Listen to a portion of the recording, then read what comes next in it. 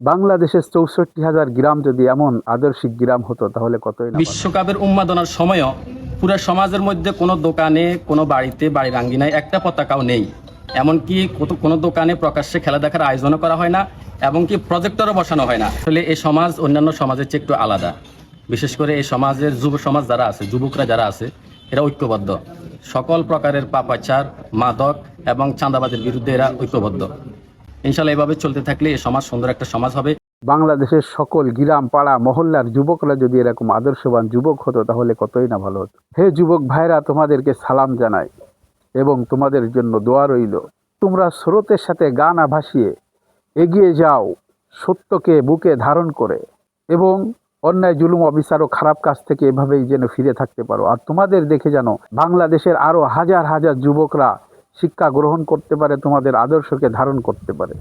তোমাদের জন্য দোয়া ও ভালোবাসা রইল।